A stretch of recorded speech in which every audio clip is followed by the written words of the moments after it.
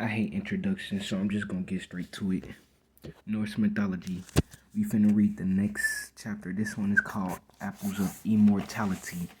But I already read the first part of it, so a little recap. So Loki, Thor, and an old guy named Honir were on a journey. They were around the same area, like the edge of Jotunheim, the land of the giants. They was really hungry, so they found some.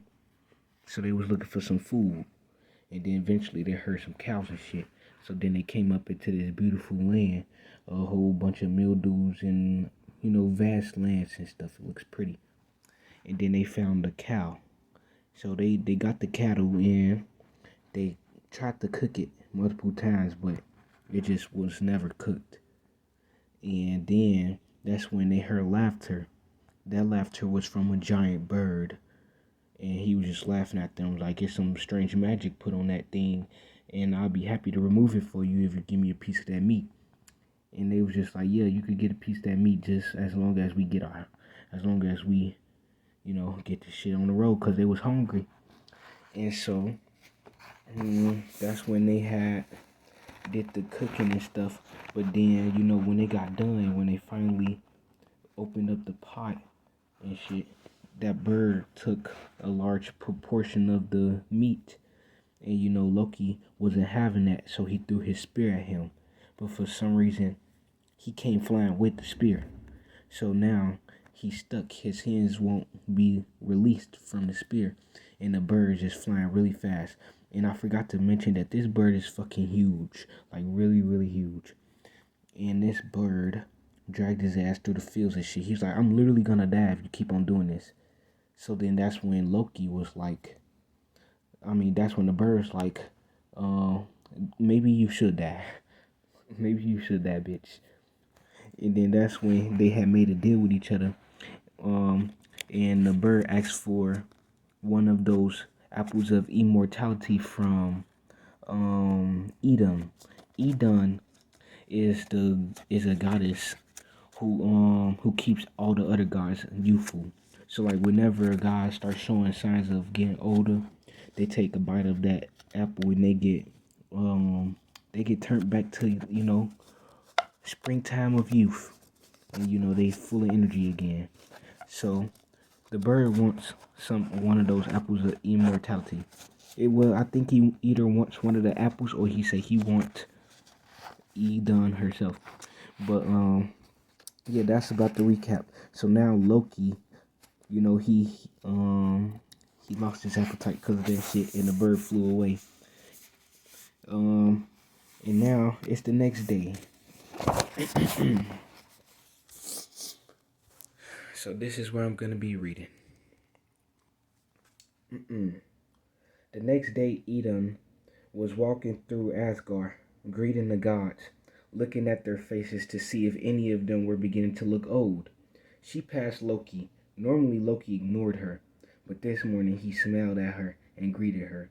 Edom, so good to see you. I feel age upon me, he told her. I need to taste one of your apples. You do not look as if you are aging, she said. I hide it well, said Loki. Oh, my aching back. Old age is a terrible thing, Edom. Edom opened her ashwood box and gave Loki a golden apple. Let me move this out of the way. He ate it with enthusiasm, devouring it, seeds and all. Then he made a face. Oh dear, he said. I thought you have, nicer apples than this. What a peculiar thing to say, said Edom. Never before had her apples been received like this. Normally gods talked only about the perfection of the flavor and how good it was to feel young again. Loki, they are the apples of gods, the apples of immortality. Loki looked unconvinced. Perhaps, he said, but I saw some apples in the forest that were finer in every way than your apples. Looked nicer, smelled nicer, tasted nicer than these. So he's really coming for her. He playing on her insecurities, even though shouldn't be insecurity. It's a golden apple that brings you. Don't want to get into it.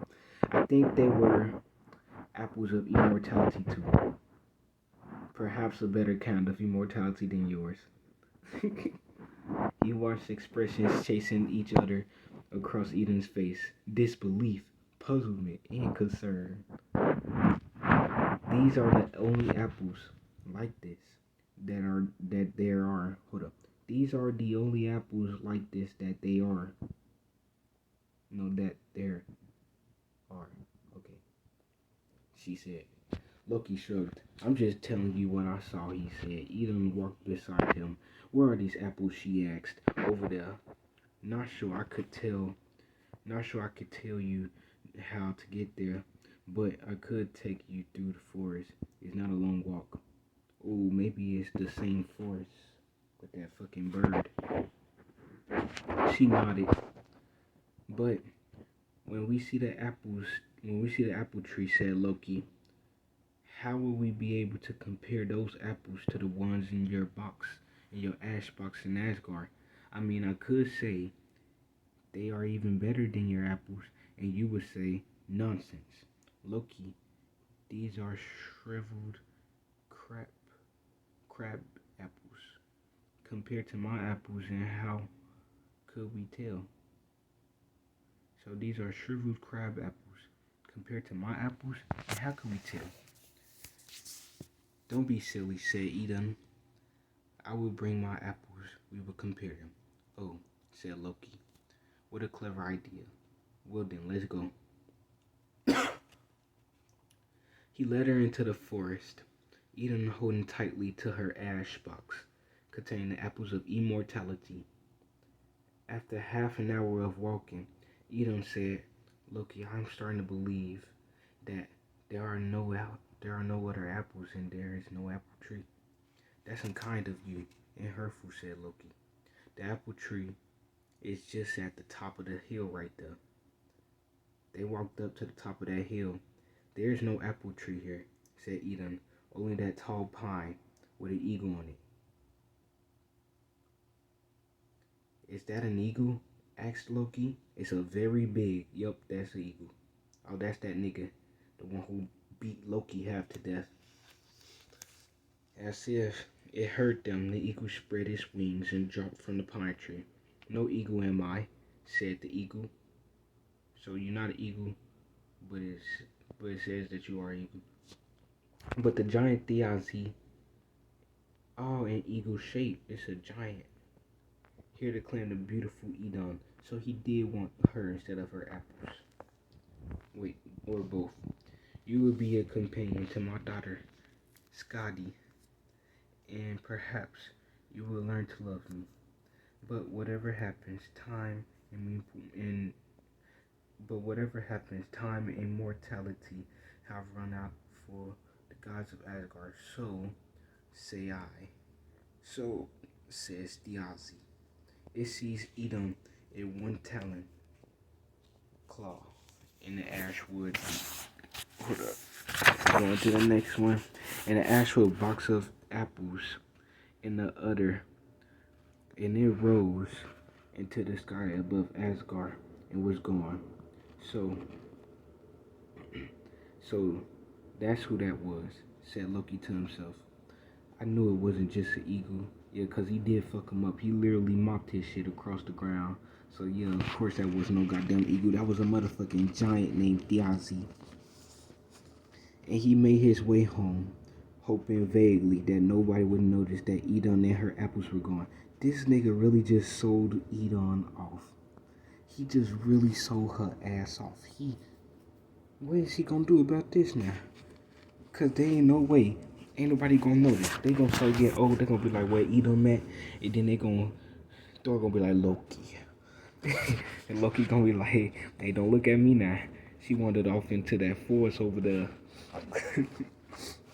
And I have no business with it. It would be, where was I? He made his way home, hoping vaguely nobody would notice that Edom and her apples were gone, or that if they did, it would be long after anyone would connect her disappearance with Loki taking Edom into the forest. That's just crazy. This is part 3. I'm gonna read it next time. Or I might just read it to myself.